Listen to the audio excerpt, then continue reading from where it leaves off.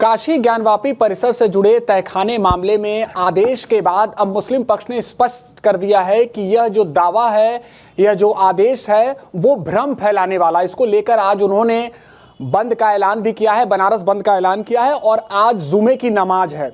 ऐसे में काशी का संत समाज क्या सोचता है ये जानना जरूरी है। अखिल भारतीय संत समिति के राष्ट्रीय महामंत्री स्वामी जितेंद्रानंद सरस्वती जी हमारे साथ जुड़े हैं। स्वामी जी, आज बंद का ऐलान किया गया है मुस्लिम पक्ष की तरफ से, अंजुमन इंतजामिया मसाजिद ने कहा है, आप कैसे देखते हैं?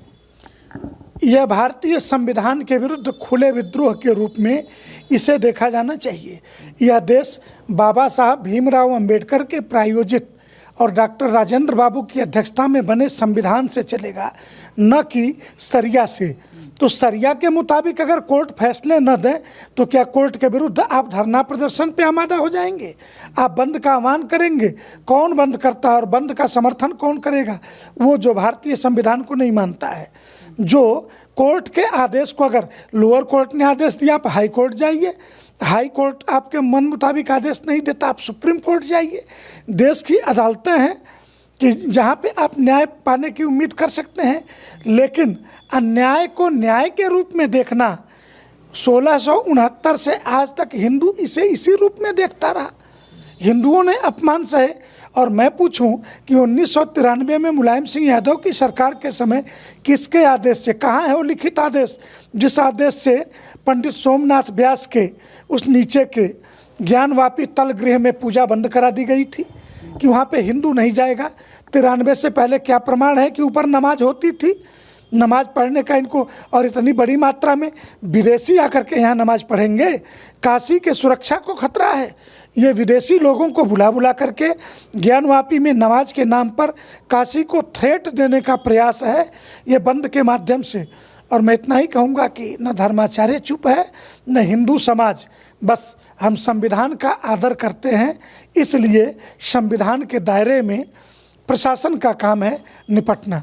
आपने कहा कि 1993 में कोई लिखित आदेश नहीं था, जबकि तहखाना आदेश के बाद तुरंत ही मुस्लिम पक्ष ने ये कहा कि मौखिक रूप से ही दलीलों के दौरान हिंदू पक्ष ने ये बातें कही, लिखित रूप से तो ये प्रमाण भी नहीं दे पाए कि 93 से पहले व्यास जी के तहखाने में पूजा पाठ होती थी। ये मुस्लिम पक्ष का अधिवक्ता नहीं, ये झूठ बोल रहे हैं। पंडित सोमनाथ व्यास जी त्रिकाल संध्या बंदन करने वाले काशी के ब्राह्मण थे। तो काशी का ब्राह्मण जो संध्या बंदन कर रहा है वो बिना किसी मूर्ति, बिना किसी चित्र के अपने तहखाने में कर रहा है। और उस तहखाने के अंदर 65-66 वर्षों का तो यह रिकॉर्ड है। सरकार के आदेश से जो वहाँ पे भगवान शिव को राम कथा सुनाई जाती है उसके सामान पूजा पाठ के उसके अंदर रखे जाते थे। इसका तो रिकॉर्ड है। हालांकि ये कथा 473 वर्षों से सुनाई जा रही है, पीढ़ियाँ गुजर गईं, लेकिन स्वतंत्र भारत के इतिहास में जब से ये आदेश देने की परंपरा चली कि आपको कथा करनी है तो आप आदेश लीजिए, तब से तो कम से कम रिकॉर्ड मौजूद है। 66 वर्षों का तो रिकॉर्ड मौजूद है। तो हम पूजा का ही तो सामान, और ये जो मूर्तियाँ मिली हैं, 8 मूर्तियाँ मिली हैं। ये मूर्तियाँ कहाँ से मिली? जिसकी पूजा नहीं होती थी मूर्ति वहाँ थी क्यों? और इन लोगों ने गायब तक करने की, इसलिए मैं कहता हूँ कि ये सरासर झूठ बोल रहे, सार्वजनिक रूप से झूठ बोल रहे, समाज को भड़काने का काम कर रहे। प्रशासन को इन बातों पर ज़रूर ध्यान देना चाहिए। ऐसे में मुस्लिम पक्ष और अंजुमन इंतजामिया मसाजिद की तरफ से बनारस बंद का जो ऐलान किया गया है, सीधे सीधे संत समाज का कहना है कि यह संविधान के खिलाफ है।